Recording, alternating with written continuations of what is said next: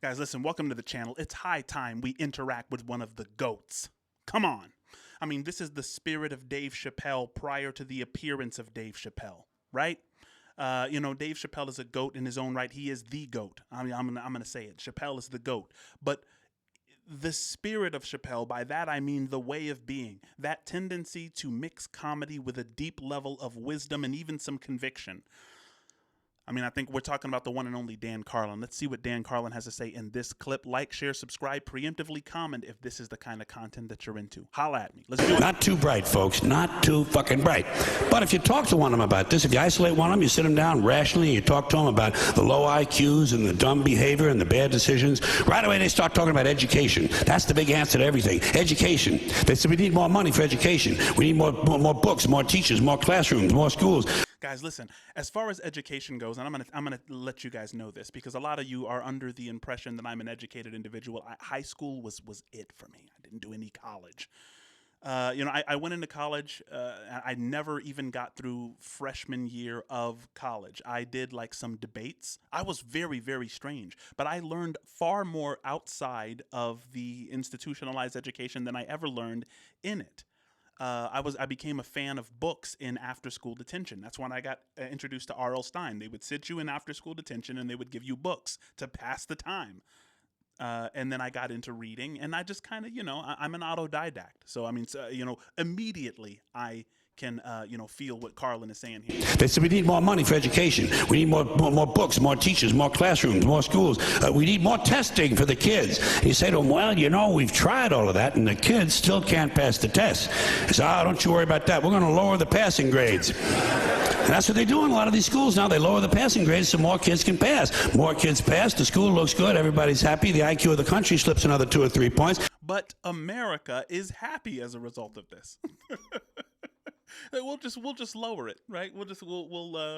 And the thing is, a lot of this, was the outcry of parents who were terrified of the concept that their child might be dumb. I mean, I was one of them. My teachers were terrified to tell my mother I was dumb. And the thing is, who knows? Maybe I was just confused. My mom said that I was what? What did she say? That I was bored. I think that there was a degree to which I was bored, but, I struggled. I didn't understand the concepts.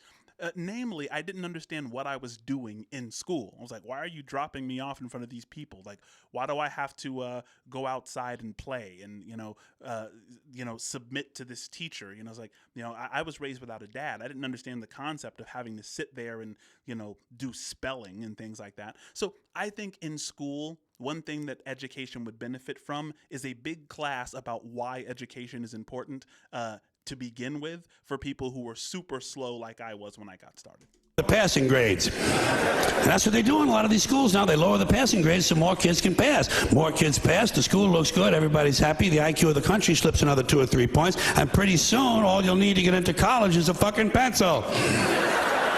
Got a pencil? Get the fuck in there, it's physics.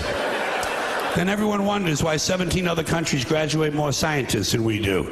Education! Politicians know that word, they use it on you. Politicians have traditionally hidden behind 3 things: the flag, the Bible, and children. No child left behind. No child left behind. Oh, really? Well, it wasn't long ago you were talking about giving kids a head start. Head start, left behind? Someone's losing fucking ground here.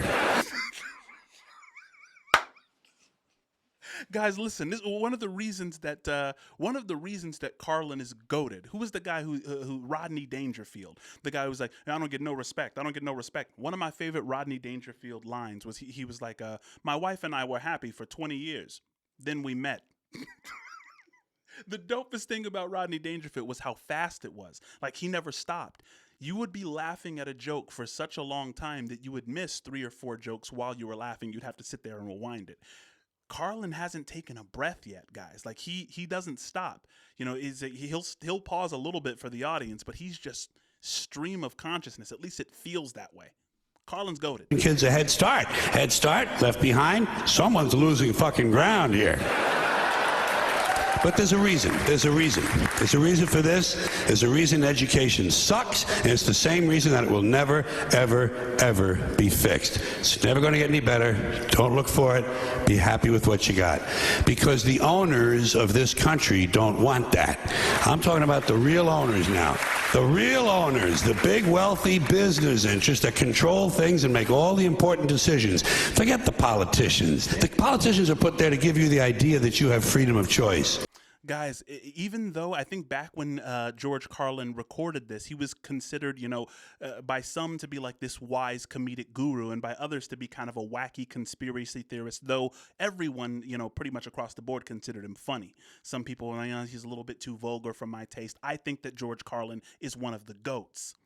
However, this whole concept about there being kind of a deep state, it was a little sketchy back then, and now we're kind of realizing how right and how accurate Carlin is because of people like the great Richard Wolff. Richard Wolff, you got to look him up. He's a contemporary. He teaches at the New School in New York. He's a Marxist. He talks about how the board of directors get together in this big room once a month, and they talk about how they can take from you the most and give to you the least. Like, how do we take money from our attorneys and pay them less and get them to do more work? How do we pay our management teams less? Even the items, the products, right? Like, how do we make the products cheaper? And, there's even something called, what is it? It's the word for what happens when a product is created to run out. Like the product is created to go bad on you for, in about a month, so that you have to buy a new one. What the things that he was talking about during his day were considered sketchy and even conspiracy theories. And today it's just like, he was a prophet. You don't. You have no choice. You have owners. They own you. They own everything. They own all the important land. They own and control the corporations. They've long since bought and paid for the Senate, the Congress, the state houses, the city halls. They got the judges in their back pockets. And they own all the big media companies, so they control just about all of the news and information you get to hear. They got you by the balls. They spend billions of dollars every year lobbying to get what they want. Well, we know what they want. They want more for themselves and less for everybody else. But I'll tell you what they don't want. They don't want a population of citizens capable of critical thinking. They don't want well-informed, well-educated people capable of critical thinking. They're not interested in that. Guys, listen, join the book club.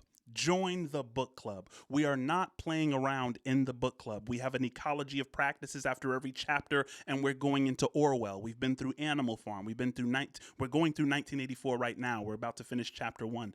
But join groups and make yourself, even if you don't join our particular book club, guys, join groups which are motivated by growing you, motivated by giving you insights and challenging your day-to-day thinking. And thank you for watching this channel. This is what we're dedicated to, insights and epiphanies, right? And George Carlin is full of them with his old angry ass. They don't want well-informed, well-educated people capable of critical thinking. They're not interested in that. That doesn't help them. That's against their interest. That's right. They don't want people who are smart enough to sit around the kitchen table and figure out how badly they're getting fucked by a system that threw them overboard 30 fucking years ago. They don't want that. You know what they want? They want obedient workers. Obedient workers. People who are just smart enough to run the machines and do the paperwork, and just dumb enough to passively accept all these increasingly shittier jobs with the lower pay, the longer hours, the reduced benefits, the end of overtime, and the vanishing pension that disappears the minute you go to collect it. And now they're coming for your Social Security money. Guys, this is insane. George Carlin was like a revolutionary. He was really a revolutionary thinker. And it's really, really important that we recall those kinds of things. I mean, I think the only president, FDR, Franklin Delano Roosevelt, I think he was elected 5 times, 5 consecutive times.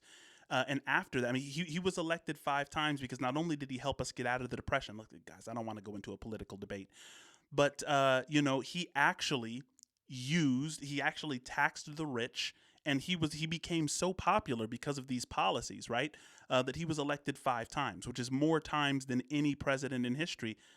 After FDR got out of office, the I think it was, the Republicans in line with, some rich donors made it so that, it was 2 terms. 2 terms is the limit. We don't ever want that FDR situation to happen again.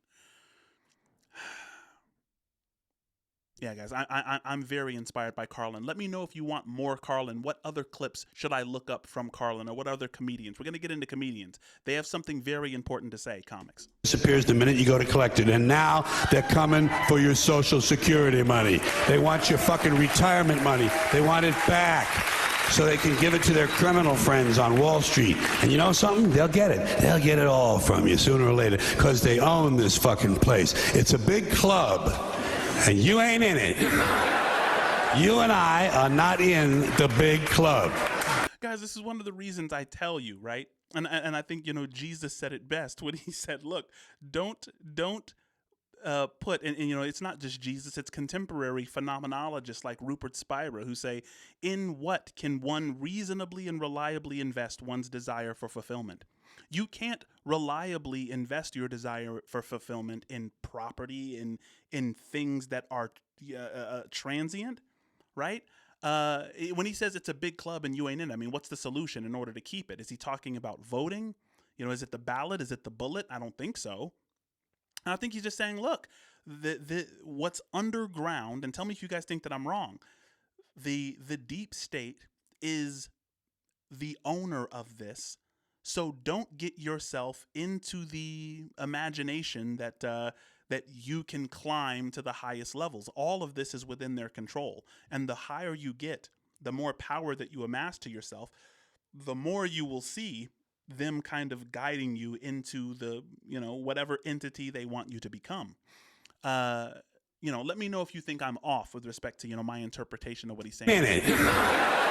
You and I are not in the big club. And by the way, it's the same big club they use to beat you over the head with all day long when they tell you what to believe. All day long, beating you over the head in their media, telling you what to believe, what to think, and what to buy. The table is tilted, folks. The game is rigged. And nobody seems to notice. Nobody seems to care. Good, honest, hard-working people, white collar, blue collar, doesn't matter what color shirt you have on.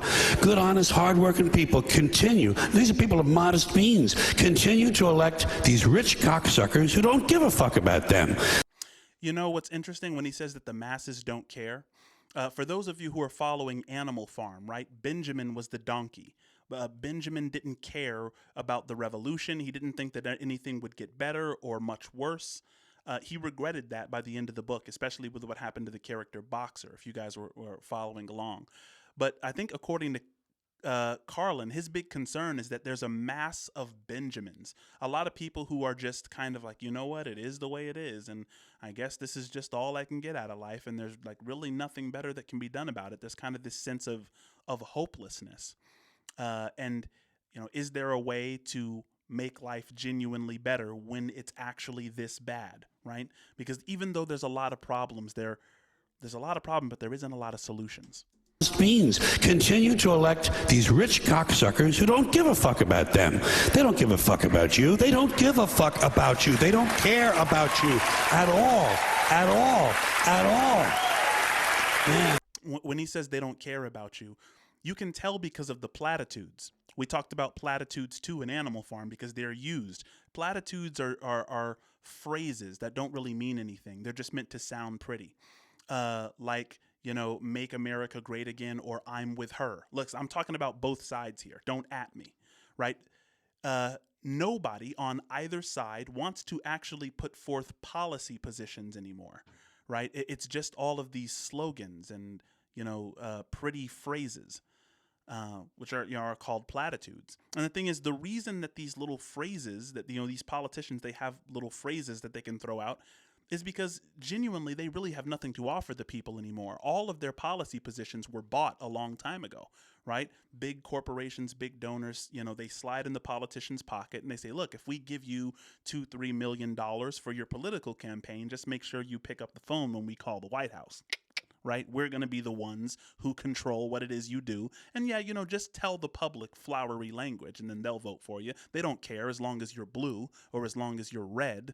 As long as you're their favorite color, right, then they'll vote for you because they're scared of the other side. Meanwhile, I'm going to put something in your pocket and then you work for me, the donor. You know, I mean, what's crazy is that Carlin understood this stuff before it was popular. About you at all, at all, at all. Yeah. You know? And nobody seems to notice, nobody seems to care. That's what the owners count on, the fact that Americans will probably remain willfully ignorant of the big red, white, and blue dick that's being jammed up their assholes every day. Because the owners of this country know the truth. It's called the American dream, because you have to be asleep to believe it. Jeez. H. Christ. Guys, let me know what you want. You guys want more Carlin? Tell me where I was wrong, if I was wrong. I love that guy. I think he's goated.